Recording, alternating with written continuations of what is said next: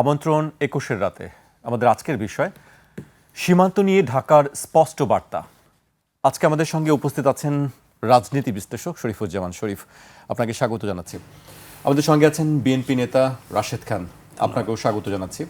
আমি শরীফ ভাইকে দিয়ে শুরু করতে চাই। শরীফ ভাই, সীমান্ত নিয়ে গত কয়েকদিন ধরে বেশ আলোচনা হয়েছে। বিশেষ করে আমরা দেখলাম যে পশ্চিমবঙ্গের মুখ্যমন্ত্রী শুভেন্দু অধিকারী তিনি বলেছেন যে সীমান্তে সুরক্ষিত করতে, তার ভাষায়, যে তিনি সীমান্তে কাঁটাতারে বেড়া দেবেন এবং ৪৫ দিনের মধ্যে তিনি বিএসএফকে জমি হস্তান্তর করবেন। গতকাল থেকে সেই প্রক্রিয়া শুরু হয়ে গেছে। এছাড়া চোরা কারবারি নিয়েও তিনি বলেছেন যে চোরা কারবারি বন্ধ করতে হবে, বিশেষ করে গরু চুরি যে বিষয়গুলি আছে, এছাড়া অন্যান্য অবৈধ যে ব্যবসাগুলো আছে সেগুলো নিয়ে তারা কথা বলেছেন। আজকে স্বরাষ্ট্রমন্ত্রী সালাউদ্দিন আহমেদ বলেছেন সচিবালয়ে যে ভারত তার নিজের জায়গায় বেড়া দেবে, সেটি নিজের ব্যাপার, কিন্তু নো ম্যানস ল্যান্ডে যদি কোনো সীমান্তে কাঁটাতার দিতে হয় তাহলে অবশ্যই দুই দেশের মধ্যে আলোচনার প্রয়োজন রয়েছে। আপনি এই বিষয়টিকে কিভাবে দেখছেন? ধন্যবাদ সাথের আলোচক এবং দর্শকদেরকে শুভেচ্ছা। শুভেন্দু অধিকারীর রাজনীতি উগ্রতার রাজনীতি। উগ্রতা সৃষ্টি করে, উগ্রতা ছড়িয়ে দিয়ে তারা রাজনীতি করেন এবং সারা পৃথিবীতে ধর্মভিত্তিক যে ধরনের রাজনীতিগুলো আছে এটা মূলত বিভাজন সৃষ্টি করে তার ভেতর থেকে রাজনৈতিক সুবিধা নেওয়ার চেষ্টা করে। শুভেন্দু অধিকারী একটা রাজনীতি ধারণ করেন, তিনি এর আগে অন্য রাজনীতি ধারণ করতেন। নতুন যে রাজনীতি, এই রাজনীতিটা তিনি অনেক বছর ধরে, যখন মমতা ব্যানার্জির সঙ্গে রাজনীতি করেছেন, তার আগে কংগ্রেসের সাথে ছিলেন, সেখান থেকে অনেকটা পরিবর্তন হয়ে সুযোগ পেলেই বাংলাদেশ সম্পর্কে কতগুলো আক্রমণাত্মক ভাষা ব্যবহার করার চেষ্টা করেন। তার বডি ল্যাঙ্গুয়েজ এটা কোনোভাবেই একজন পলিটিশিয়ানের ভেতরে যে ধরনের সংবেদনশীলতা, যে ধরনের ভদ্রতা, এগুলো থাকার, সেগুলো তার মধ্যে নেই। আপনি খেয়াল করে দেখবেন, পশ্চিমবঙ্গে বিজেপির যিনি এখন নেতৃত্ব দিয়েছে সৌমিক ভট্টাচার্য, তার সাথে তার আচার আচরণগুলোর মধ্যে আমি মাঝে মাঝে দেখি যে তিনিও কিন্তু এই ধর্মের রাজনীতি করছেন, কিন্তু তার আচার আচরণ, চিন্তাভাবনার মধ্যে কখনো কখনো একটা তুলনামূলকভাবে একটা নমনীয়তা আমি দেখি। কিন্তু শুভেন্দু অধিকারীর তার রাজনীতি প্লাস তার হচ্ছে বাচনভঙ্গি, তার যে বডি ল্যাঙ্গুয়েজ, সব কিছুর মধ্যে ধরে ফেলবো, মেরে ফেলবো, খেয়ে ফেলবো, মারদাঙ্গা একটা ভাব, যার যথার্থ শব্দটা দিয়েছেন। তো এর ভেতর থেকে শুভেন্দু অধিকারী তো এখন আগের যে পজিশন ছিল সেই পজিশনে নেই, তিনি নির্বাচিত মুখ্যমন্ত্রী। সুতরাং তার আচরণের মধ্যে, তার কথার মধ্যে একটা সৌজন্যতা থাকা, অন্যের প্রতি শ্রদ্ধা থাকা, এগুলো প্রয়োজন। গত 2 দিন আগে মুখ্যমন্ত্রী দায়িত্ব নেওয়ার পর দেখলাম আমাদের দেশের 2-1 মিডিয়ায়, সেখানে তিনি বলছেন যে তিনি এখন থেকে ভালো হয়ে যাবেন। তো ভালো হয়ে যাবেন, তিনি দায়িত্ব পেয়েছেন, সুতরাং এই কথা বলবেন। কিন্তু টেবিলে বসে প্রথম পশ্চিমবঙ্গের অনেক ইস্যু আছে, তাদের ইন্টারনাল অনেক সমস্যা আছে, তাদের রাজনীতিতে, তাদের অর্থনীতিতে, তাদের জননিরাপত্তায় অনেক ধরনের চ্যালেঞ্জ থাকার পরেও তিনি তার সামনে সবার আগে এই ফাইলটা চলে এলো এবং তিনি আগ্রহ প্রকাশ করলেন। এর ভেতর থেকে বোঝা যায় যে তিনি যেটা বলেছিলেন যে তিনি একটু সহনশীলতার দিকে যাবেন, বোঝা যাচ্ছে তিনি সেই রাজনীতিটা করবেন না। এখন দ্বিতীয় জায়গাটা হলো, ভারত কোন যুক্তি দিয়ে এই সীমান্ত এভাবে সিল করতে চায়? ভারত তার ভূখণ্ডের মধ্যে যে মানে সেটিকে সুরক্ষার জন্য পদক্ষেপ গ্রহণ করতে পারে, কিন্তু সে তো কেন্দ্রীয় সরকার করতে পারে, আঞ্চলিক সরকার। জি, আমি ভারতকে বলছি, জি, সেটি শুভেন্দু অধিকারীর কথা বলছি না।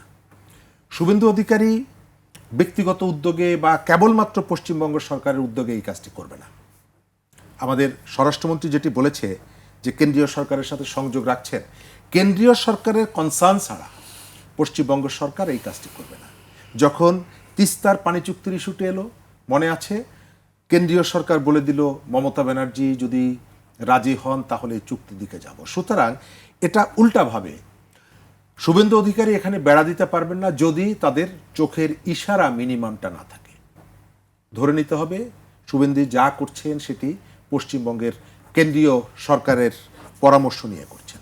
এখন তারা যে অভিযোগটি করছেন যে আমাদের এখান থেকে অনুপ্রবেশ ঘটে, হ্যাঁ, অনুপ্রবেশ ঘটলে তারা তাদেরকে গ্রেপ্তার করবেন, তারা তাদের বিচার করবেন, কিন্তু বেড়া যদি দিতে হয়, সীমান্তের পুরো জমিটাই কিন্তু ভারতের না, আমাদের জমি আছে, জি। তার মাঝে হচ্ছে নোম্যান্স ল্যান্ড উভয় পক্ষের, তারপরে হচ্ছে ভারতের। ভারত তার যে সীমানা আছে সেখানে যে কোনো ধরনের স্থাপনা সে তৈরি করতে পারে, তবে কূটনৈতিক কতগুলো সৌজন্যতা আছে। সেখানে নিশ্চয়ই একটা বোমার ফ্যাক্টরি যদি সে করে, একটা মিসাইলের ফ্যাক্টরি করে, নিশ্চয়ই এটি আমার দেশের নিরাপত্তার জন্য এক ধরনের ঝুঁকি। এটি আলোচনা করে করা উচিত। বাংলাদেশও এই কাজটি করলে সেই কাজটি করবে, আমার ধারণা আলোচনা করে করবে।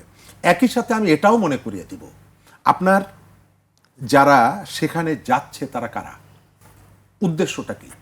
আমি আপনার সমালোচনাটা করব, আপনার যে ঘরের যাতে আপনি দরজা দিয়ে রাখেন, নিরাপদ রাখেন, সেটি আমি যেমনি বলবো, একই সাথে আমার ঘর থেকে রাত 3টার সময় আমার বাড়ি থেকে আরেকজন মানুষ কেন সেখানে যাচ্ছে, কেন সেখানে যাচ্ছে, এই বিষয়টা, এটা আমি আত্মোপলব্ধির জায়গা থেকে বলছি।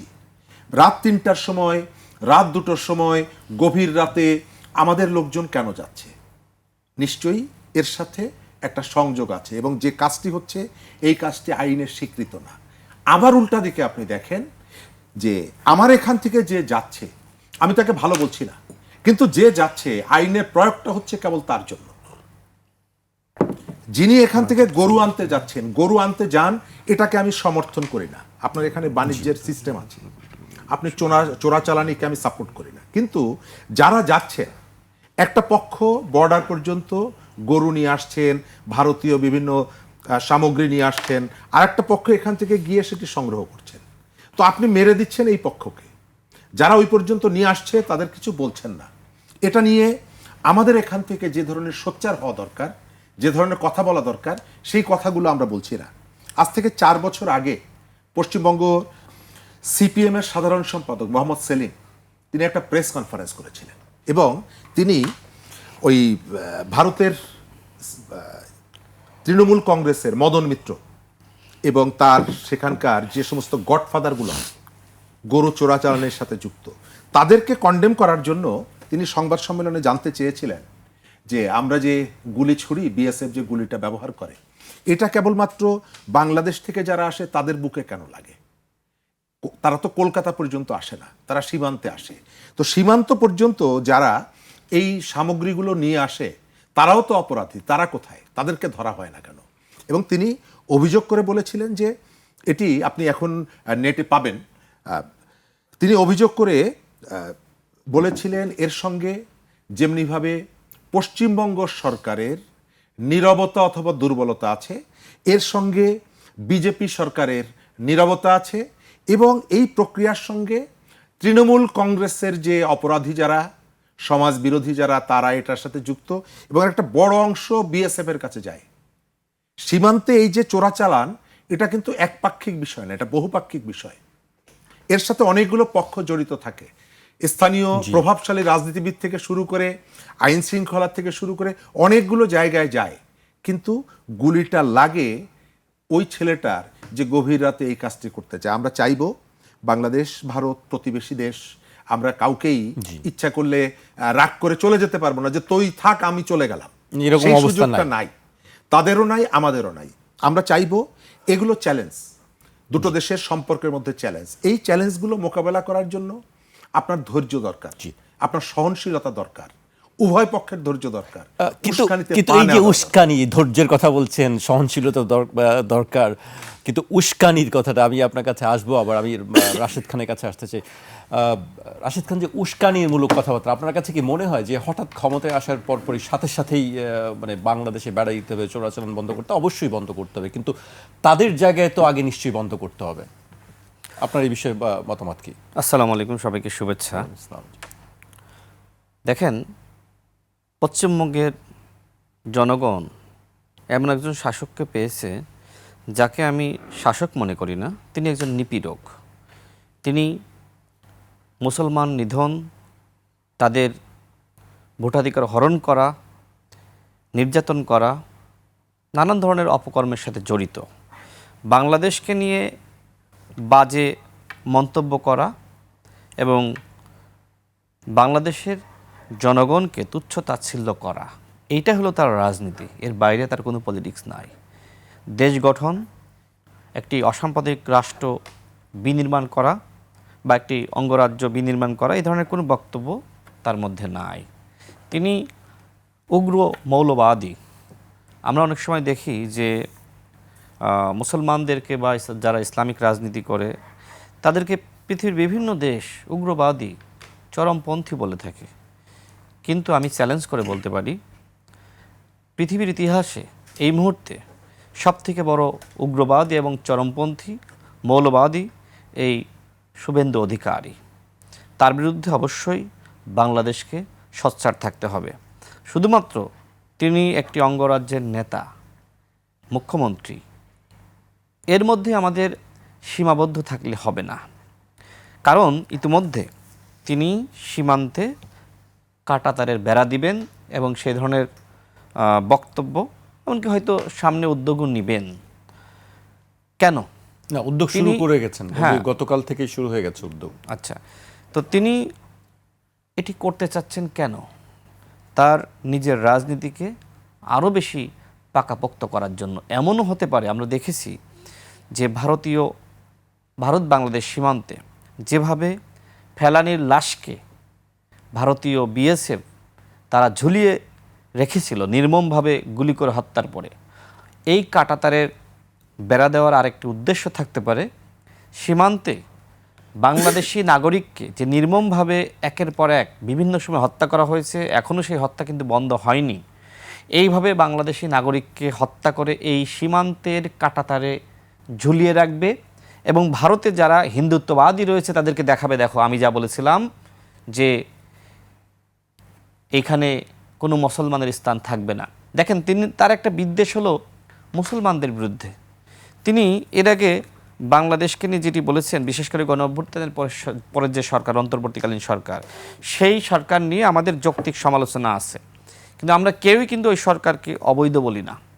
কিন্তু সে বারবার বলছিল যে ডক্টর মোদি ইউনূস অবৈধভাবে অন্যায়ভাবে হাসিনাকে তাড়ানো হয়েছে। এমনকি তিনি বলছিলেন যে বাংলাদেশে একসময় শেখ হাসিনা ফিরে আসবে বীরের বেশে প্রধানমন্ত্রী হিসেবে, তাকে এদেশের জনগণ নাকি বরণ করে নেবে। এছাড়া তিনি এক ধরনের যুদ্ধের হুমকি দিয়েছিলেন। তিনি বলেছিলেন যে পশ্চিমবঙ্গে 40টি ফাইটার জেট রয়েছে, বাংলাদেশের জন্য 2টি রাফায়েল যুদ্ধবিমানই যথেষ্ট। এই যে হুমকি দেওয়া, এই যে যুদ্ধের হুমকি, তিনি আরেকটি ট্রাম্প হতে চান। মানে আমার কাছে মনে হচ্ছে যে এই শুভেন্দু অধিকারী তিনি ট্রাম্প হওয়ার স্বপ্নে বিভোর। ট্রাম্প যে ধরনের কথায় কথায় যুদ্ধের হুমকি দেয়, তিনিও বাংলাদেশকে নিয়ে যুদ্ধের হুমকি দিয়েছেন। সংখ্যালঘুদের উপর নাকি বাংলাদেশে নির্যাতন হচ্ছে, জুলুম হচ্ছে, তাদেরকে নাকি আমরা মানে ইন্ডিয়াতে নাকি পুশ ইন করছি, এগুলো নাকি রাষ্ট্রীয় কৌশলে। দেখেন, বাংলাদেশের মুসলমানরা তারা অত্যন্ত অসাম্প্রদায়িক। বাংলাদেশে বিভিন্ন ধর্মের মানুষ রয়েছে। হ্যাঁ, বিচ্ছিন্ন কিছু ঘটনা অতীতে ঘটেছে, কিন্তু এখনকার সময় এ ধরনের ঘটনা আমরা দেখছি না। আমরা দেখেছিলাম যে কুমিল্লাতে আপনার মন্দিরে সেখানে একটি ঘটনা ঘটেছিল, পরবর্তীতে দেখা গেল যে একজন মাদকাসক্ত, তাকে কিছু টাকা পয়সা দিয়ে সেখানে গিয়ে মন্দিরে আপনার তার পূজা মানে মূর্তি ভাঙচুর করা হয়েছে। হ্যাঁ, কিছু কিছু ঘটনা বাংলাদেশের মানুষের উপর দায় চাপানোর জন্য এই ধরনের ঘটনা রাজনৈতিক পৃষ্ঠপোষকতায় আওয়ামী লীগের সময় হয়েছে। কিন্তু বিএনপি সরকার অসাম্প্রদায়িক চেতনায় বিশ্বাস করে সাম্য, মানবাধিকার এবং ন্যায় বিচার প্রতিষ্ঠার জন্য কাজ করছে। দেখেন, তিনি ওই দেশের যারা হিন্দু জনগোষ্ঠী তাদেরকে তিনি এমনভাবে মানে বুঝাচ্ছিলেন, বলছিলেন যে মুসলমানরা বাংলাদেশ থেকে এমনভাবে পশ্চিমবঙ্গে আসতেছে যে এই পশ্চিমবঙ্গই আর একটা গ্রেটার বাংলাদেশ হয়ে যাচ্ছে, সুতরাং এদেরকে হটাও। তার বিভিন্ন সময়ের বক্তব্য দেখবেন যে ধর ধর ধর বাংলাদেশি ধর, এমনকি এরকম তিনি মানে প্রতীকী দৌড়ায়ে বাংলাদেশি মানুষকে খুঁজতেছে, ধরতেছে, এরকম ভিডিও আমরা দেখেছি।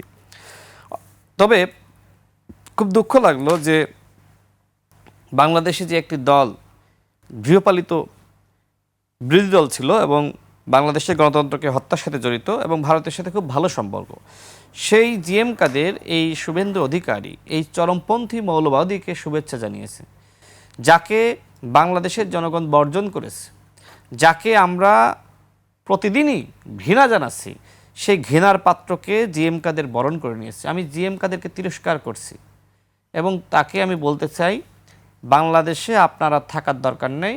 আপনার গুরু এই শুভেন্দু অধিকারীর সাথে গিয়ে তার ঘরে বসবাস করেন। এরকম একজন জুলুমবাজ, মৌলবাদ, যাকে নিয়ে সরকারি দল, বিরোধী দল, এমনকি বাংলাদেশের অধিকাংশ রাজনৈতিক দল প্রতিবাদ জানাচ্ছে এবং আমরা ঘৃণা ভরে তাকে প্রত্যাখ্যান করছি, তার বক্তব্য, তার আচরণকে প্রত্যাখ্যান করছি, সেখানে জাতীয় পার্টি তাকে বরণ করছে। আজকে আমাদের মাননীয় স্বরাষ্ট্রমন্ত্রী তিনি যথার্থই বলেছেন যে আপনি সেখানে বেড়া দিবেন, আপনার সীমান্তে আপনি দিতে পারেন, কিন্তু কোথায় দিবেন সেটি নিয়ে অবশ্যই বাংলাদেশের সাথে আলোচনা হতে হবে। আলোচনার বাইরে সীমান্তে কাঁটাতারের বেড়া এবং সেখানে বাংলাদেশি নাগরিককে হত্যা করে ঝুলিয়ে রাখার যে একটি স্বপ্ন, এই স্বপ্ন অন্তত বিএনপি সরকার বাস্তবায়িত হতে দিবে না। সর্বশেষ বলি, শোনেন, বাংলাদেশে যদি আধিপত্যবাদ এবং আগ্রাসনের বিরুদ্ধে কোনো দল সব থেকে বেশি কথা বলে থাকে, সেটি হলো বাংলাদেশ জাতীয়তাবাদী দল বিএনপি। আমরা লক্ষ্য করছি যে আমাদের যে অপোজিশন হয়েছে, তারা নির্বাচনের আগে তারা আগ্রাসনের বিরুদ্ধে অনেক কথা বলেছে, এমনকি এখনও তাদের কেউ কেউ স্লোগান দেয়। আবার লক্ষ্য করছি যে ভারতীয় না, কিন্তু তারা কিন্তু একটা বিবৃতি দিয়েছে, গোপন বৈঠকও তারা করছে। জি জি বলেন। তারা একটা বিবৃতি দিয়েছে, ভারতে যারা মুসলিম আছে তাদের নির্যাতন যে হয়েছে সেই ব্যাপারে তারা একটা বিবৃতি দিয়েছে, কিন্তু এরকম বিবৃতি আমরা সরকারের দিক থেকেও পাইনি আর কি।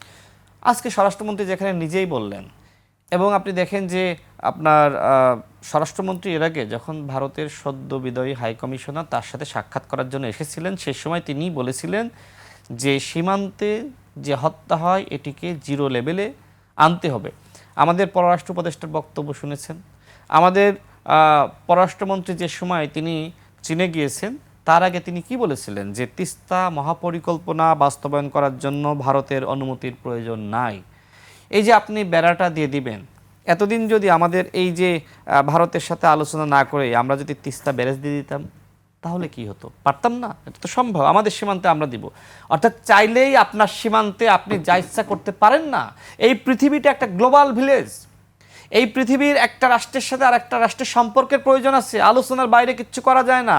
এবং আপনার প্রতিবেশী মানে কি? বাংলাদেশের নিয়ম আছে না যে আপনার প্রতিবেশী, মনে করেন যে আপনার ঘরের পিছনে তার জমি রয়েছে, জায়গা রয়েছে, এমন নিয়ম যে আপনাকে রাস্তা ছাড়তে হবে। আপনার জমি বলে আপনি সব আটকে ফেলবেন, আপনি প্রাচীর দিয়ে দিবেন, সেটা সম্ভবপর নয়। সুতরাং ভারত যদি মনে করে, শুভেন্দু অধিকারী যদি মনে করে যে এইটা তো আমার দেশ, আমি সব চারিদিক থেকে ঘিরে দিব, দিতে পারেন, কিন্তু আলোচনার ভিত্তিতে নিয়ম নীতি মেনেই আপনাকে সেটি করতে হবে। শোনেন, ভারত দাদাগিরি বহু করেছে, শেখ হাসিনার সাথে দাদাগিরি করেছে।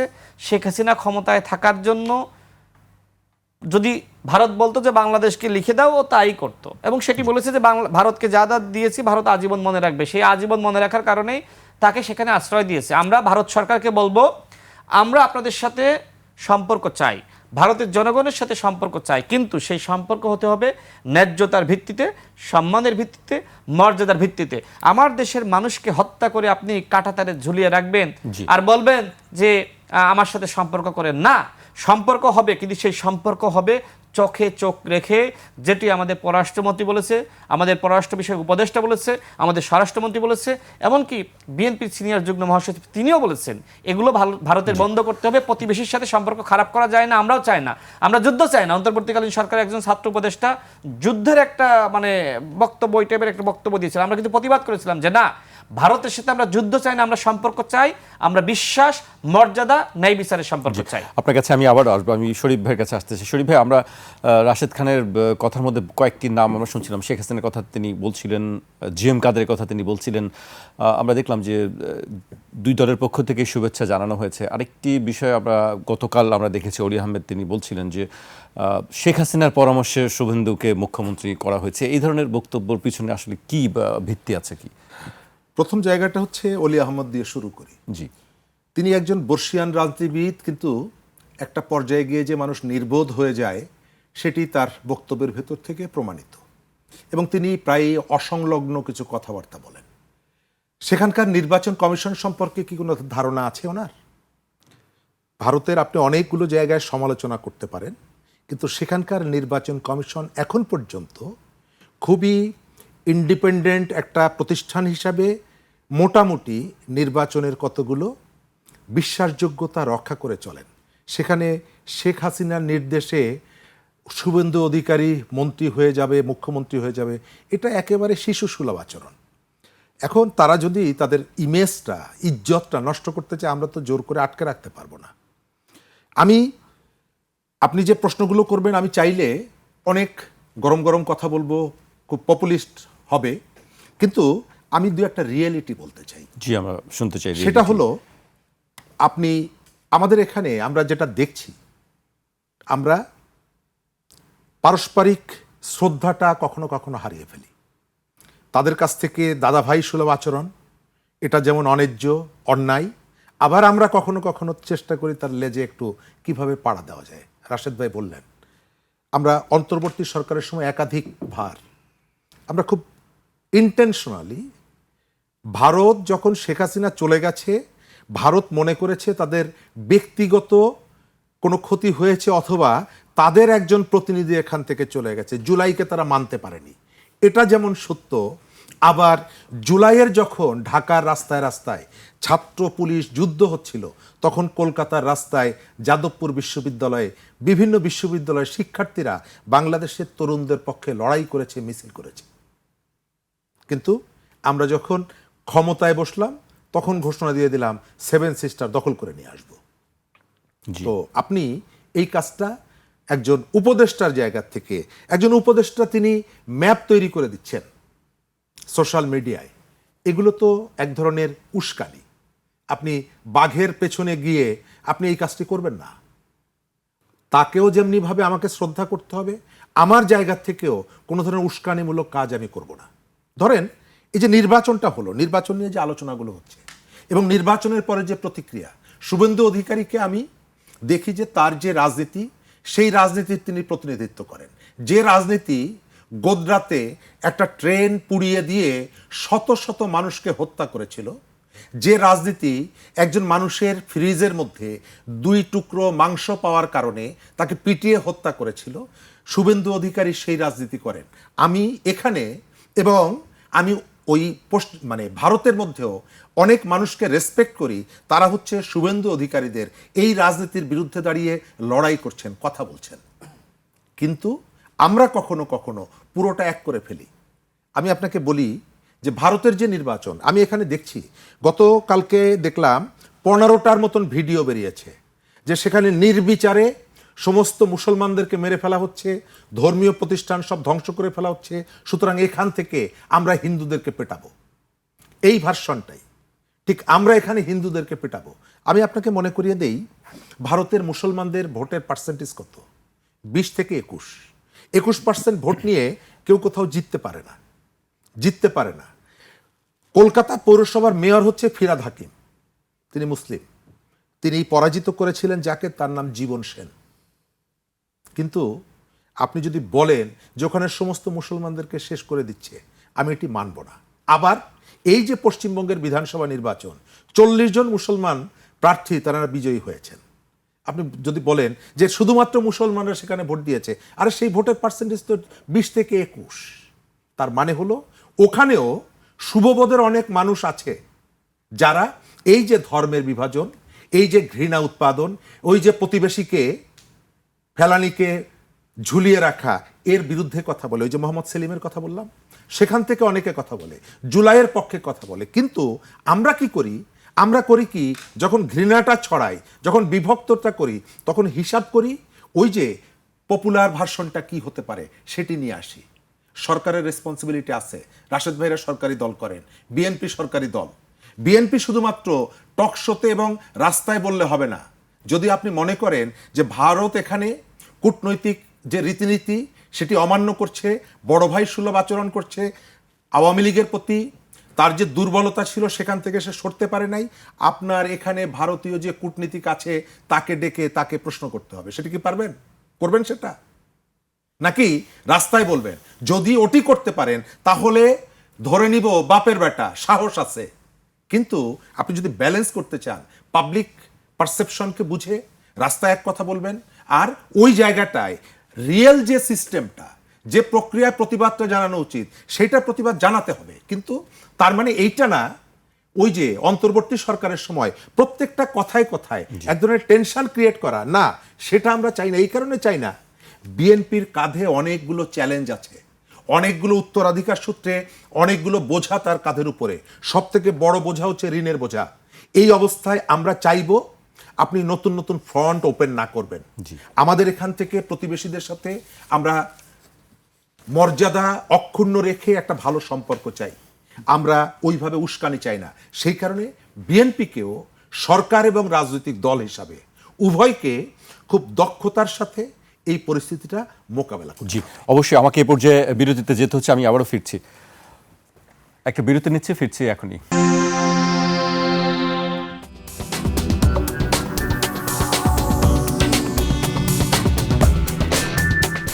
বিরতির পর আবারও স্বাগত। আপনারা দেখছেন ২১-এর রাত।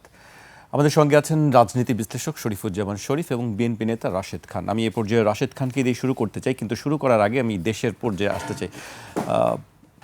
আজকে জামায়াত ইসলামী একটি তারা বিবরণী দিয়েছে যে তারা নির্বাচনে কত ব্যয় হয়েছে। আমি সেই বিবরণীটা একটু উল্লেখ করতে চাই।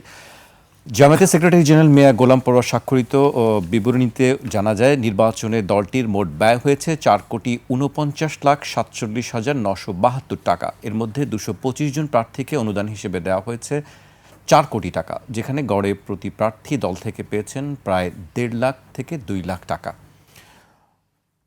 দলগুলো তাদের হিসাব দিচ্ছে। এবং আচ্ছা, বিএনপির নির্বাচনী ব্যয়ের হিসাব কি দিয়েছে বিএনপি? আপনি বিএনপি নেতা হিসেবে না, হিসাব দিলে তো আপনি জানতেন। অবশ্যই একটা দল হিসাব দেয় এবং হিসাব দেওয়াটা এটা নিয়মের মধ্যেই পড়ে। যাই হোক, জামাত ইসলাম তো ইসলামিক দল, বিএনপি একটি মধ্যপন্থী দল, এবং তারা শরিয়া আইন বাস্তবায়ন করতে চায়। কেউ বলে চায়, আবার কেউ বলে আমরা চাই না। যেমন তাদের সংরক্ষিত আসনে একজন এমপি নির্বাচিত হয়েছেন, তিনি নারীদেরকে নমিনেশন দেওয়ার ব্যাপারে যে ধরনের কটূক্তি, ট্রফি এই শব্দ উচ্চারণ করেছিলেন, যে জামাত ইসলাম চাইলে এই ধরনের ট্রফি বসিয়ে দিতে পারে। তো যাই হোক, অনেকে ফেসবুকে তাকে বলছে যে ট্রফি মার দিয়া মমতাজ। আমি এটি তাকে আসলে বলতে চাই না, তিনি একজন সম্মানিত এমপি মহোদয়, আমি সেই সম্মান দিয়েই তাকে কথা বলতে চাই। তিনি একটি প্রোগ্রামে বলেছেন যে শরিয়া আইন তো আসলে আসমান থেকে আসে নাই, যে এটা আসলে রাতারাতি বাস্তবায়িত হয়ে যাবে। দেখেন, শরিয়া আইনটা কি? এটা কোরআন সুন্নাহর আলোকে চলার জীবন ব্যবস্থা। মহানবী হযরত মুহাম্মদ সাল্লাল্লাহু আলাইহি সাল্লাম যেভাবে আমাদের দিক নির্দেশনা দিয়েছেন, আমাদের পবিত্র কোরআন যেভাবে দিক নির্দেশনা দিয়েছেন, তো পবিত্র কোরআন কিভাবে নাজিল হয়েছে আমরা জানি। কিন্তু এইটাকে তিনি এমনভাবে তুলে ধরলেন, মনে হচ্ছে যে শরিয়া আইন একটি পার্থিব আইন। এবং তাদের একজন এমপি সৈয়দ আবদুল্লাহ তাহের ভাই, তিনি আবার বিদেশিদের সাথে বৈঠকের পরে বলেছিলেন যে আমরা শরিয়া আইন বাস্তবায়ন করতে চাই। সেটা আমরা কোথায় বলেছি? আবার আমরা লক্ষ্য করছি যে আমাদের অন্যান্য নেতৃবৃন্দ তারা আবার সংসদে দাঁড়িয়ে বলছে যে কোরআনের আইন বাস্তবায়ন করতে হবে। অর্থাৎ তাদের নেতৃবৃন্দ তারাই কনফিউশনে আছে যে কোথায় কোনটা বলবে, একটু চালাকি করার চেষ্টা করছে, মানে কায়দা করে বেঁচে থাকা। জামাত ইসলাম মনে করছে যে কায়দা করে যদি আমরা না চলি, সেক্ষেত্রে আমরা ক্ষমতায় যেতে পারবো না। এখন এই ক্ষমতায় যাওয়ার জন্য তারা ইসলামকে ঢাল হিসেবে ব্যবহার করার চেষ্টা করছে। ইসলাম একটি ধর্ম, আপনাকে এই ধর্ম লালন করতে হবে, পালন করতে হবে। কিন্তু আপনি ধর্ম লালন এবং পালন করার নামে ধর্ম নিয়ে সরাসরি প্রতারণা করছেন। হ্যাঁ, আপনি কতটুকু পালন করতে পারবেন, কতটুকু লালন করতে পারবেন, সেটা আপনার ব্যক্তিগত পর্যায়ে সীমাবদ্ধ থাকা উচিত। কিন্তু এইটাকে আপনি জনগণের পর্যায়ে এনে, রাজনৈতিক পর্যায়ে এনে এইটাকে সামনে রেখে প্রতারণা করছেন, এইটা তো ভাই আসলে মানা যায় না। নাসিরউদ্দিন পাটোয়ারি এখন যদিও জামাতের খুব ঘনিষ্ঠ বন্ধু হয়ে গেছে, তিনি একটা টকশোতে, একটা জনসভায় অথবা একটা প্রোগ্রামে তিনি বলছিলেন যে আমার ইসলাম তোমাকে ব্যবহার করার জন্য কে অধিকার দিয়েছে। তিনি বলছিলেন, ভাই শুনেছেন কিনা আমি জানি না, আমি শুনেছি, তিনি বলছিলেন যে ইসলাম তো আমার, মানে আমাদের ইসলাম। এখন এই ইসলামকে তুমি এককভাবে পুঁজি করে ব্যবহার করতে কেন চাও? নাসিরউদ্দিন পাটোয়ারি অনেক কথাবার্তা জামাতকে নিয়ে বলেছে, যদিও তিনি পরবর্তীতে জামাত হয়ে গেছেন, দুঃখজনক, মানে জামাতের বন্ধু হয়ে গেছেন। তো যাই হোক, আমারও একই কথা যে আপনি নামের সাথে লাগিয়েছেন যে বাংলাদেশ জামাত ইসলামী, তাই না? আপনি ইসলামের প্রতিনিধিত্ব করছেন, অন্যদিকে আমরা লক্ষ্য করছি যে আপনি মুনাফিকি করছেন, ইসলামকে ব্যবহার করে মানুষকে ধোঁকা দিচ্ছেন। দেখেন, জামাতের একজন এমপি কোথাও যদি আপনি যেটি বললেন যে প্রার্থীদের অ্যাভারেজ 1.5 থেকে 2 লাখ টাকা দেওয়া হয়েছে, যদি কোথাও এই 1.5 এবং 2 লাখ টাকায় কেউ নির্বাচন করে থাকে, তাহলে আমি রাজনীতি ছেড়ে দিব। সোজা কথা। জামাতের কেন আপনার কাছে কি মনে হয় যে আরো অনেক বেশি টাকা খরচ হয়েছে? জামাত আজকে যে হিসাবটা দিয়েছে প্রায় 4.5 কোটি টাকা, একজন এমপি তো এর থেকে 4 গুণ বেশি খরচ করেছে। একজন এমপি তো, একজন এমপি হ্যাঁ, থেকে 4 গুণ কেউ কেউ বেশি? করেছে, কেউ কেউ হয়তো আপনার 5 কোটি করেছে, কেউ কেউ 6 কোটি, কেউ কেউ 10 কোটি, 20 কারা, কোটি। আপনি জামাতের কি এমপিরাই করতে পারে। আমি এটা কি দেখেছি আমার ঢালাওভাবে এলাকায়, বলা? আমি আসলে কি কোনো ঢালাওভাবে না, আমার বাস্তব? কথা শুনেন। আমার এলাকায় আমি দেখেছি যিনি জামাতের প্রার্থী ছিলেন, রাস্তাঘাটে সেন্টারগুলোতে হাঁটা যায় না, যেদিকে তাকাবেন সেদিকেই জামাতের এমপি প্রার্থীর ফেস্টুন, পোস্টার, মানে অন্য কারোরটা দেখা যায় না। আমি তো বিএনপি মনোনীত প্রার্থী ছিলাম, তাই না? শুধু জামাতের এমপির এই ফেস্টুন আমার কাছে মনে হয় 5 থেকে 6 কোটি টাকা শুধু ফেস্টুনের পিছনে গেছে। একজন প্রার্থী? হ্যাঁ, একজন প্রার্থী। মানে তারা বিএনপির বিশেষ করে যেখানে বিএনপির একজন প্রার্থী ছিলেন সেখানে আরেকজন বিদ্রোহী ছিলেন, এই আসনগুলোতে তারা টার্গেট করেছিলেন যে এখানে যদি 100 কোটি টাকা লাগে এটাই খরচ করবো, তারপরেও যেহেতু এখানে ভোটটা ভাগ হয়ে যাবে, আমাদের জিততে হবে। তো অধিকাংশ দেখেন প্রায় 22টি আসনে কিন্তু ওই ভোট ভাগ হয়ে গেছে, সেখানে জামাত ইসলাম জিতেছে। তার মানে জামাত ইসলাম ওই জায়গাগুলোতে বেশি ফোকাস দিয়েছিল। জামাতের কেউ কেউ বলে যে ভাই এটা তো রাজনীতি আর যুদ্ধ একই রকম, এক্ষেত্রে কোনো নীতি নৈতিকতা চলে না। জামাত জোটের একজন প্রার্থী, তার সাথে আমি কথা বলছিলাম, তিনি আমাকে একই কথা বলছিলেন, ভাই রাজনীতির সময় কি নিয়ম নীতি চলে নাকি? ঠিক জামাত ইসলাম আজকে যে জামাত ইসলামের যিনি সেক্রেটারি জেনারেল আজকে গিয়েছেন না, গেছেন তো এটা জমা দেওয়ার জন্য, তাকে স্বাক্ষরিত একটি আচ্ছা বিবরণী। স্বাক্ষরিত। তো যাই হোক, যদি সাংবাদিক ভাইয়েরা, কোনো একজন সাংবাদিক তাকে ফোন করে প্রশ্ন করেন যে আপনারা কি আসলে এই টাকাটাই খরচ করেছেন না এর বাইরে অনেক কালা টাকা ব্যবহার করেছেন, দেখবেন তিনি এটা অ্যাভয়েড করবেন, উত্তর দিতে চাইবেন না। আমার যদি সুযোগ থাকে আমি প্রশ্ন তাদের করব, কখনো যদি দেখা হয় তাদের সেক্রেটারি জেনারেলের সাথে, যে ভাই যে হিসাবটা দিলেন এটা কি ইসলামিক হিসাব নাকি এটা পার্থিব হিসাব, এটা কি শরিয়া সম্মত? আপনার কাছে কি মনে হয়নি যে আপনি নির্বাচনে যে পরিমাণ ব্যয় করেছেন, তাই না, সেই সঠিক ব্যয়টা, আল্লাহকে তো আপনি ভয় করেন, আপনি তো ইসলামকে আপনি ধারণ করেন, তাহলে আপনি কিভাবে এই মুনাফিকি করলেন ইসলামের নাম নিয়ে, দলের সাথে ইসলামের নাম, সেই ইসলামিক দল আপনার এই হিসাবটা একটা ভাওতাবাজি প্রতারণামূলক হিসাব সেখানে দাখিল করে আসলো, এটা জনগণের সাথে প্রতারণা না? আমার খুব দুঃখ লাগে যে দেশের জনগণ এখনো পর্যন্ত এই জামাত ইসলামের মুনাফিকি রাজনীতি অনেকে বুঝতেছে না। তারা স্মরণকালের একটা ঐতিহাসিক সময় মানে পাড়ি জমাচ্ছে, পার করছে। দেখেন জামাত ইসলাম আমরা দেখেছি যে তারা আপনার সেই 71-এ তো বেইমানি করেছে, আরও কিন্তু মানে 71-এ না হয় ধরলাম যে একবার জনগণের সাথে প্রহসন করলো, কিন্তু জামাত ইসলামের মুনাফিকের ইতিহাসের তো শেষ নাই। জামাত ইসলাম আপনার দেখেন সেই 86 সালে একবার জনগণের সাথে মুনাফিকি করলো, তাই না, 71-এ একবার, 86-তে একবার নির্বাচনে গিয়ে। এরপরে দেখেন আপনার ওই 96-তে সে আওয়ামী লীগের সাথে হাত মিলিয়ে সে কিন্তু বিএনপির বিরুদ্ধে আন্দোলন করলো, 3বার মুনাফিকি হলো। এরপরে সেনা সমর্থিত ফখরুদ্দিন মইনুদ্দিনের পক্ষে অবস্থান নিল, 4বার মুনাফিকি। এরপরে আপনার মানে এরকম বহু মুনাফিকের কথা কিন্তু জামাত ইসলামকে নিয়ে বলা যায়। অর্থাৎ ইসলামকে পুঁজি করে তারা মুনাফিকির ব্যবসা খুলে নিয়েছে। আমি মনে করি যদি প্রকৃতপক্ষে আপনারা মধ্যপন্থী দল হয়ে উঠতে চান, রাজনীতি করেন, কোনো সমস্যা নাই, কিন্তু ইসলামকে ধারণের নামে মানুষকে বিভ্রান্ত করা আর নির্বাচনের সময় টাকা পয়সা খরচ করে মানুষের ভোটগুলো কিনে নেওয়া, এইটা আসলে ঠিক না, এটা নতুন রাজনীতি না। সর্বশেষ বলি, দেখেন আমরা লক্ষ্য করলাম যে জামাতের নেতৃবৃন্দ তারা এতটাই আসলে মানুষের সাথে প্রতারণা করছে। জামাতের একজন এমপি শফিকুল ইসলাম মাসুদ সাহেব, তিনি তার একটি ভিডিও ভাইরাল হয়েছে, তিনি বলছেন যে বাইতুল মালের টাকা তোমার কাছে আগে গুরুত্বপূর্ণ, মানে এই অনুদান দিবা, নাকি তোমার বউয়ের চিকিৎসা আগে গুরুত্বপূর্ণ? তুমি প্রায় 2 লাখ টাকা খরচ করে বউয়ের চিকিৎসা করে ফেলাও আর 5,000 টাকা বাইতুল মালের চাঁদা দাও না। দেখেন বিএনপির বিরুদ্ধে তারা চাঁদাবাজির অভিযোগ করে, অথচ প্রকাশ্যে চাঁদাবাজি, এটা মানুষকে বিভ্রান্ত করা।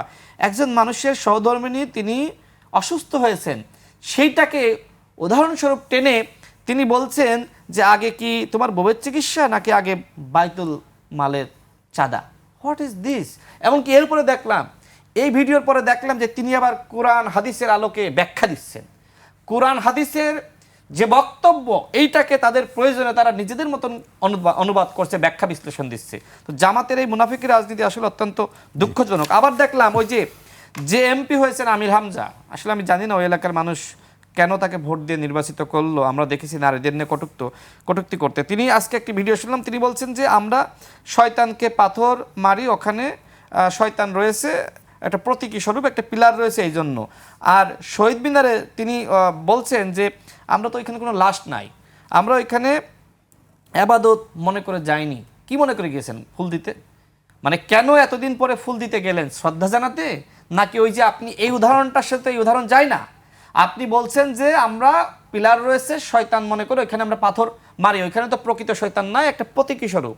তাহলে আপনি এই উদাহরণের সাথে এই উদাহরণটা যে মিলাইলেন, শহীদ মিনারে যাচ্ছেন বা আপনি স্মৃতিসৌধে যাচ্ছেন, সেখানে ফুল দিতে, আবার বলছেন যে সেখানে তো আসলে প্রকৃত লাশ বা অন্য কেউ মানে এরকম কোনো কবর নাই, তাহলে এখানে কেন যাচ্ছেন? এই ফুল দিয়ে কি শ্রদ্ধা জানাতে যাচ্ছেন নাকি অশ্রদ্ধা জানাতে যাচ্ছেন? মানে এদের এমপির এমন হয়েছে কোন উদাহরণের সাথে কোনটা দিলে যায় আর কোনটা যায় না, এরা এটাই বোঝে না। সংসদে আমরা দেখলাম যে তাদের মানে এমপিরা, জনাব সালাউদ্দিন আহমেদ কেন প্রধানমন্ত্রীর পাশে বসেন, এইটা নিয়ে তাদের প্রশ্ন। এইটা কি আসলে জনগণের এমপির কথা হইতে পারে যে কেন প্রধানমন্ত্রীর পাশে স্বরাষ্ট্রমন্ত্রী বসবে, এইটা নিয়ে প্রশ্ন তোলে? মানে এইভাবে তো হয় না। তো বিএনপির খুব দুর্ভাগ্য, জানেন দুর্ভাগ্যটা হলো এই যে অন্তর্বর্তীকালীন সরকারের সময় 18 মাসের যে অন্যায়, অনিয়ম, চাঁদাবাজি, লুটপাট, তদবির বাণিজ্য হয়েছে, বিএনপি আসলে এইটার তদন্ত করতে পারতেছে না। কারণ যখন এইটা তদন্ত করতে যাইবে, যেহেতু এনসিপি এর জামাত ভাই ভাই হয়ে গেছে, বন্ধ হয়ে গেছে, তখন তারা বলবে আমরা এই সংসদে নাই। কারণ আমরা দেখেছি অন্তর্বর্তীকালীন সরকারের সময় কিভাবে থানা থেকে হান্নান মাসুদরা চাঁদাবাজদেরকে সারিয়ে এনেছিল। আমরা দেখেছি ডিসি নিয়োগ এবং কি এসপি নিয়োগের সাথে কিভাবে এনসিপি নেতৃবৃন্দ, বৈষম্যবিরোধী ছাত্র আন্দোলনের নেতৃবৃন্দ জড়িত, সেটা যুগান্তর পত্রিকায় নিউজ পর্যন্ত হয়েছিল।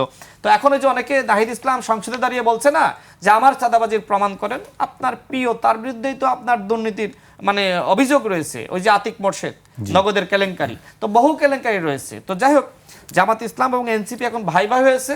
তারা অন্তর্বর্তীকালীন সরকারকে নিজেদের করণ করেছিল, তারা এখন মনে করছে যে এই সরকারকে চাপে ফেলে অনেক কিছু আদায় করে নিতে চাই। কিন্তু আমি বিএনপিকে ওই যে বললাম, বিএনপির দুর্ভাগ্য যে বিএনপি নানান কারণে, যেহেতু আওয়ামী লীগকে নিষিদ্ধ করা হয়েছে, নানান কারণে এখন চাইলেও কিন্তু তাদের দুর্নীতির ওই তদন্তটা আসলে করতে পারছে না। রাশেদ খানের দীর্ঘ বক্তব্য শুনছিলাম। আমি শরীফ ভাইয়ের কাছে আসতে চাই। শরীফ ভাই, অনেকদিন ধরেই যুক্তরাষ্ট্রের সঙ্গে বাণিজ্য চুক্তি নিয়ে ব্যাপক আলোচনা দেশে সরগরম। চুক্তি বাতিল করার পক্ষে বলা হচ্ছে, কেউ বলছে যে এটি দাসত্বের চুক্তি, কেউ বলছে সার্বভৌমত্বের জন্য হুমকি, কেউ বলছে বাণিজ্য স্বাধীনতা, এটি বাংলাদেশের খর্ব হবে। আজকে প্রধানমন্ত্রী তথ্য প্রযুক্তি বিষয়ক উপদেষ্টা তিনি বলেছেন যে এই চুক্তি বাতিল করা হবে না, তবে পর্যালোচনা করা হবে।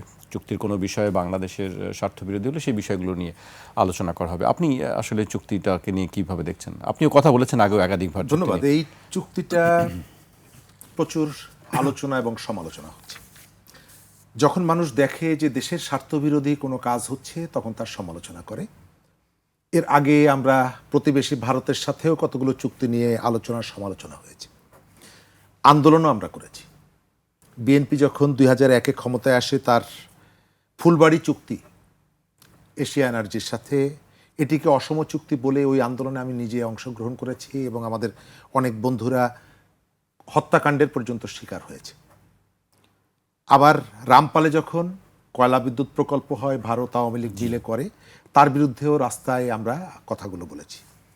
এখনও আমরা এই আমেরিকার সাথে চুক্তির বিরুদ্ধে কেন বলছি এই কারণে আমরা দেখতে পাচ্ছি এই চুক্তির মধ্যে দেশের স্বার্থ পরিপন্থী অনেকগুলো ব্যাপার এর মধ্যে যুক্ত করা আছে। এই মুহূর্তে আমাদের সবথেকে বড় একটা কনসার্ন হচ্ছে আমাদের হাম। এটাকে কন্ট্রোল করা যাচ্ছে না, বিস্তৃত হচ্ছে এবং প্রচুর শিশু মারা যাচ্ছে। গরিব শিশু হওয়ার কারণে এগুলো নিয়ে খুব একটা আলোচনা নেই। তারপরেও আপনি যদি এই হামের টিকার জন্য, ওষুধের জন্য খুঁজতে হয়, আপনি চীনের কাছে যেতে পারবেন না, আপনি আপনার পছন্দ মতো দেশের কাছে যেতে পারবেন না। এই ওষুধগুলো যদি যুক্তরাষ্ট্রের থাকে, তার কাছ থেকে কিনতে হবে। গত 4-5 দিন আগে বাংলাদেশের একটা দৈনিক পত্রিকায় এই প্রক্রিয়ার সঙ্গে আমেরিকান এম্বাসির একজন কর্মকর্তা, তিনি একটা ইন্টারভিউ দিয়েছেন এবং তিনি বলেছেন এই চুক্তির সাথে শুধুমাত্র বাণিজ্য না, তার সাথে ভূ রাজনীতি জড়িত আছে। এবং তিনি স্পষ্ট করে বলেছেন যে এই অঞ্চলে চীন যে আধিপত্য বিস্তার করছে, সেই আধিপত্য থামানোর জন্য, ঠেকানোর জন্য এই চুক্তিটা আমরা করেছি এবং এই চুক্তি থেকে আমরা সরব না। যুক্তরাষ্ট্র এই চুক্তি থেকে সরবে না। যদিও যুক্তরাষ্ট্রের আদালতের একটা নির্দেশনার কারণে এই চুক্তিগুলো নিয়ে আলাপ আলোচনা করার সুযোগ আছে, কিন্তু আমরা চাইব সরকার তার পজিশনটা স্পষ্ট করুক। বাণিজ্যমন্ত্রী বক্তব্য অন্য মন্ত্রীর বক্তব্যের মধ্যে কিন্তু সামঞ্জস্য অভাব আছে। আবার এই চুক্তি নিয়ে অন্তর্বর্তী সরকারের ফরিদা আক্তার অথবা দায়িত্ব ছেড়ে দেওয়ার পর আসিফ মাহমুদ। সজীব ভুইয়া তারা মোটামুটি একটা ভালো সাজার চেষ্টা করছেন। তারা বলার চেষ্টা করছেন যে আসিফ আমরাও মাহমুদ তো স্যারও তো বুঝেছিলাম, বলেছিলেন যে তিনিও একই জানতেন কথা। না। জানতেন না তারা সেটা বলছেন, বলেছেন। কিন্তু প্রশ্ন হলো তারা জানবেন না কেন? প্রথম এক। দ্বিতীয়ত হচ্ছে যে এর ভেতর থেকে তারা তাদের যে head sir doctor Mohammad Yunus তার যে ধুরন্ধরি এটিকে প্রকাশ করে দিচ্ছেন। কি ডক্টর মোহাম্মদ ইউনুস ঐক্যমত্য কমিশন ইত্যাদি ইত্যাদি করলেন, বললেন যে এমন একটা দেশ তিনি করে যেতে চান যেখানে সরকারি দল এবং বিরোধী দল মিলে দেশকে এগিয়ে নিয়ে যাবে, সিদ্ধান্ত গ্রহণ করবে। অথচ তিনি আমেরিকার সাথে 30 বছরের একটা চুক্তি করছেন, তার ক্যাবিনেটের সদস্যরা পর্যন্ত জানেন না। তার মানে তিনি যেটা করছেন সেখানে এক অন্ধকার রহস্য রেখে দিচ্ছেন, আর এখানে যেটা হচ্ছে তিনি পরামর্শ দিয়ে যাচ্ছেন। দ্বিতীয় জায়গাটা হচ্ছে সরকার আসলে কি চায় এটা স্পষ্ট করতে হবে। আমি পরিষ্কার মনে করি এই চুক্তির মধ্য দিয়ে আপনার যে বাণিজ্যিক স্বাধীনতা এটা পুরোপুরি ডিস্ট্রয় হয়ে গেছে। আপনি আমেরিকার কাছে বন্দী হয়ে পড়েছেন। আপনার আস্তে আস্তে করে কৃষি, আমাদের পোল্ট্রি শিল্প, অন্যান্য জায়গায় এর প্রভাবটা পড়বে। এবং আমেরিকা একবার যার মুখে রশিটা লাগায়, আপনি দেখছেন ভেনিজুয়েলা থেকে প্রথম প্রেসিডেন্টকে ধরে নিয়ে এসেছে, তারপরে সেখানে তাদের 11 কেজি পিউরিফাইড ছিল, ইউরেনিয়াম ছিল, সেটা নিয়ে এসেছে। অর্থাৎ পুরো ভেনিজুয়েলাটাকে সে ছোবড়া করে ফেলবে, বাংলাদেশটাকেও তারা ছোবড়া করে ফেলবে সুযোগ যদি পায়। সেই সুযোগ দিয়েছেন ডক্টর ইউনুস। একটা কাউন্টার যুক্তি নিয়ে আসে। খলিলুর রহমান চুক্তি করেছে, ডক্টর ইউনুস কিছু জানেন না। আমি কালকেও জামাতের এক এমপির সাথে তর্ক করলাম এটা নিয়ে, তিনি বলছেন কিছুই জানেন না। আমি জিজ্ঞেস করলাম চুক্তিটা হয়েছে আমেরিকা ভার্সেস খলিলুর রহমান নাকি আমেরিকার সাথে বাংলাদেশ সরকারের? বলে যে আমেরিকার সাথে বাংলাদেশ সরকারের। তাহলে বাংলাদেশ সরকারের যিনি প্রধান তিনি এটি জানবে না কেন? এটা কেন বলে আপনারা তার মানে লঘুদণ্ডটাকে আপনারা করার চেষ্টা করেন? এই যে ধোঁকাবাজি, একদিকে হচ্ছে সরকারের ধোঁকাবাজিটা, ডক্টর ইউনুস সরকারের, আর সেটিকে জাস্টিফাই করার চেষ্টা। সরকারি দলের মন্ত্রীদের বক্তব্যের মধ্যে আমি বেশ কতগুলো জায়গায় পরস্পর বিরোধিতা দেখছি। আর মজার ব্যাপার হচ্ছে গতকালকে বিরোধী দলের নেতা তিনি বললেন বাস্তবতার অনুযায়ী সিদ্ধান্ত গ্রহণ করতে হবে, অর্থাৎ ধরি মাছ না ছুঁই পানি। আমেরিকার এই চুক্তির বিরুদ্ধে যদি বলে তাহলে আমেরিকা এসে চেপে ধরবে যে তুমি আমার বিরোধিতা করছো, আবার আমেরিকাকে সাথে থাকতে হবে। সেই কারণে এই যে বাস্তবতার বিবেচনা করে তার মনের কথা হচ্ছে যে তিনি মনে করছেন এটি বাস্তবতা, যে দিল্লির দাসত্বকে ছুঁড়ে ফেলে দিয়ে আমেরিকার দাসত্ব মেনে নিব, এটা হলো বাস্তবতা। জামাতের আমিরের কথার ভিতর থেকে সেটি প্রমাণিত হচ্ছে।